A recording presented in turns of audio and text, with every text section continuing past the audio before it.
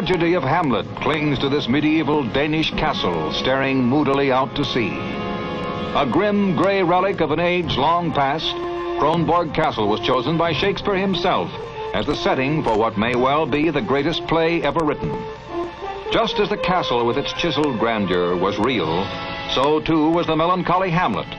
For Shakespeare's play is adapted from the old story of Amleth, first set down in the 12th century by a Danish historian. And here, at what has come to be called Hamlet's Castle, the legend lives on.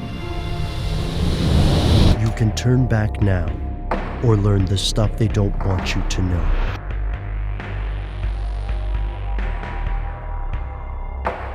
Here are the facts. William Shakespeare was born in 1564, the son of a local landowner. Life in Stratford-on-Avon wasn't enough for the young man, and in his 20s he struck out for London, where he wrote some of the most influential and well-known works in the English language. His plays and poems have spread across the world. Centuries after his death in 1616, scholars still debate the nuances of Shakespeare's erudite language, his intricately constructed characters and plots. But there's another debate about Shakespeare, and it's been raging almost as long. No one disputes that this work is beautiful, but some scholars believe that William Shakespeare did not write a word of it. Here's where it gets crazy.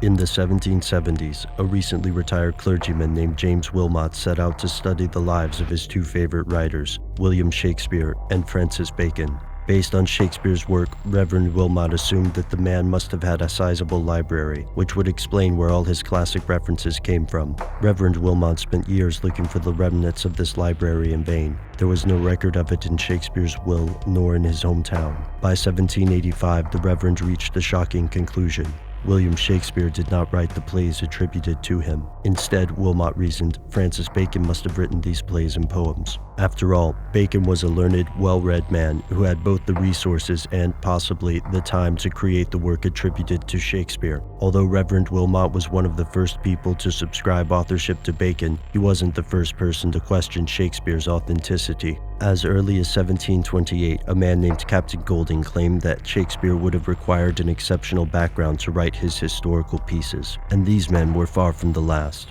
Over the centuries, more scholars have come forward, proposing various other playwrights as the real William Shakespeare. People have nominated Christopher Marlowe, Edward de Vere, and others in place of the familiar bard.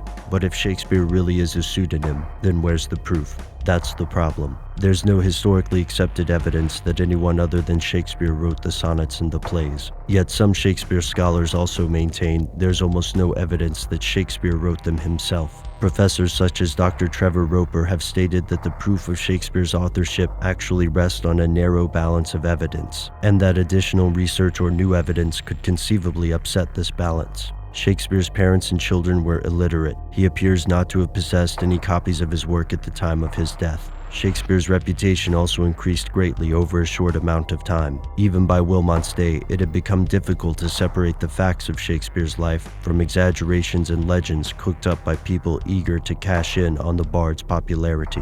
Yet other experts such as David Martin maintain that Shakespeare is unquestionably the man responsible for the work, and that arguments against his authorship are, at best, fringe theories. This debate has continued to the present day, and aside from the questions of authorship, one other question remains. If Shakespeare really didn't write his plays, then who did?